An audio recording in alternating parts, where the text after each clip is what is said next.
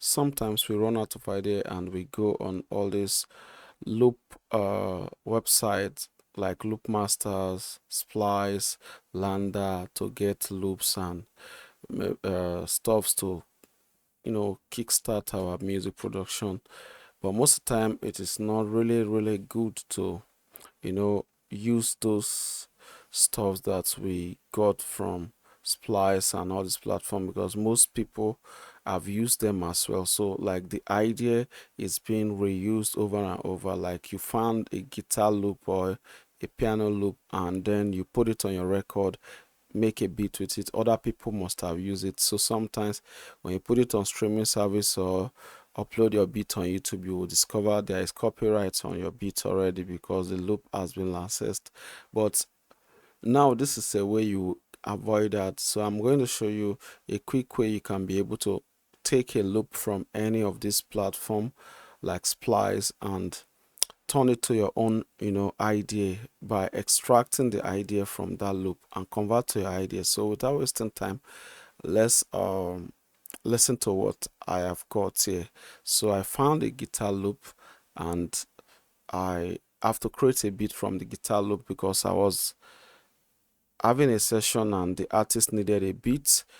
So I went for on Splice and then I looked for a guitar loop. Then I found this guitar loop. Let me solo it.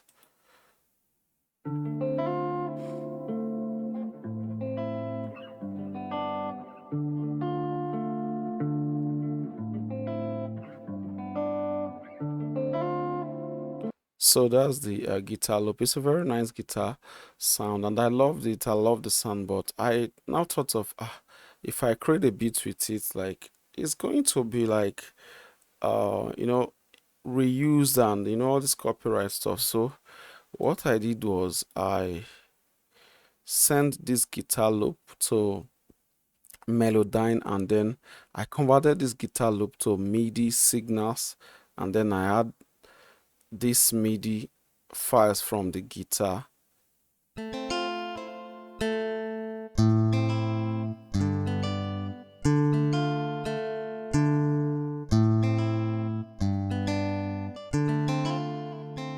It sounds a little bit off, but at least I've got a note. So what I wanted was to use a piano sound. So I have to find a chord progression from these MIDI files.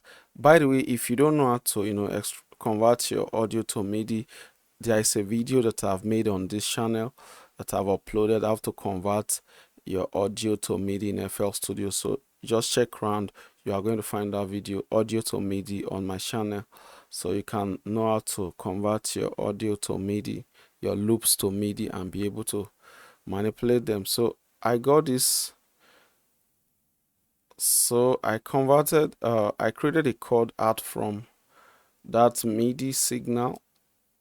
So this is the chord I came up with.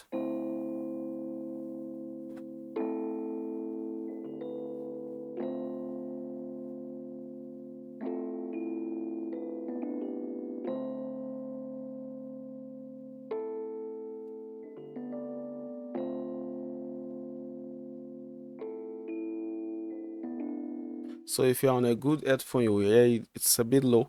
So after I added that, I wanted to quickly make the beat because I'm already on a session and the artists have to record. So I started adding drums. I think I add this drum loops again. So I added drums, then I added more melodies, bass line, blah blah blah, and then I made a full beat out of it. So take a listen. Then I'm going to play the song, a little bit of the song that we end up recording on this particular beat. So you will see how good it is to come up with ideas from the loop and convert it to your own idea, because most of the time these loops are overused and it's not good, like if you want to create something unique. So this is like a quick way to be able to avoid having beats that when you play it, other people too have used the guitar, maybe the piano, the melody on other beats. So What I did, I like the guitar so much, so I put the guitar on the intro part of the song, but I did not use the guitar throughout the song because I want the beat to sound unique, not like the guitar itself. So let's listen to the beat.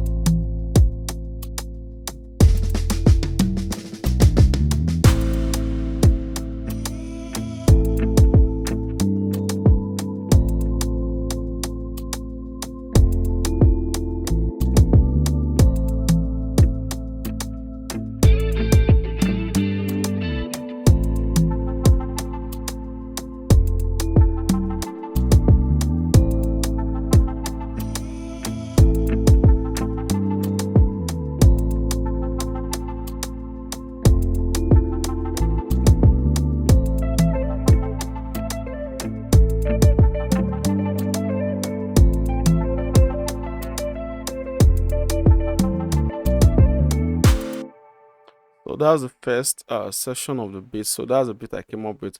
It is pretty nice and it sounds very solid, like an original idea. It doesn't sound like the idea came from the guitar because I've picked the idea from the guitar and the inspiration from the guitar to turn to another thing entirely. So I can even decide to take off the guitar loop and just use my beat the way it is. But I just love the guitar, so I use it for the intro. That's it. So let's quickly listen to the song that we later end up with, because I did this all this right in the session, so I don't have time to go and arrange stuff. So as I'm making the beat, we're already vibing, then we're able to record the song. So I'm going to play the song quickly. As I'm going to play the song quickly, not really the full song, just a little bit, so you can hear what we came up with. I just want to be sure that all right, a little bit. Okay, so I just want to let you understand how it is to be able to manipulate your loops and samples that you got from all the sample sites.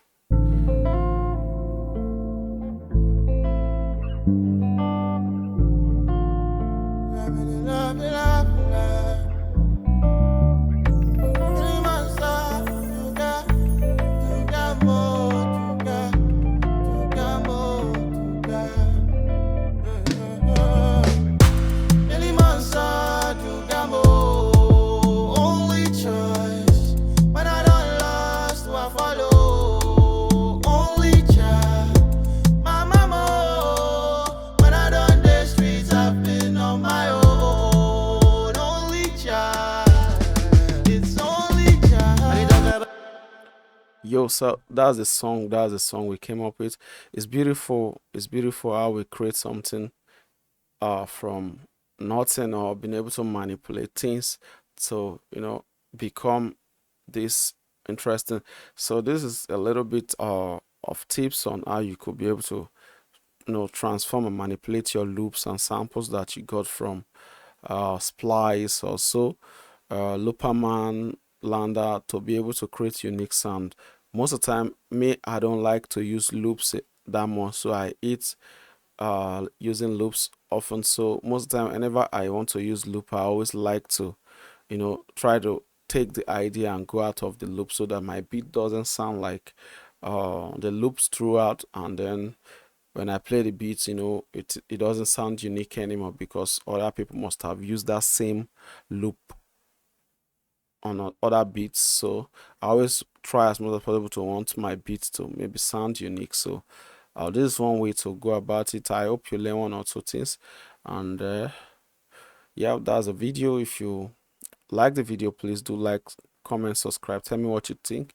If you have another other method where you used to manipulate your samples, or, in order to be able to create unique stuff, you can put it on the comment below. Although I know some other ways that we do, we pitch it, do other kind of effecting and stuff to make them sound different, have timing and all those stuff. But this is a very organic way and very musical way to go about it. So peace. That's it for now.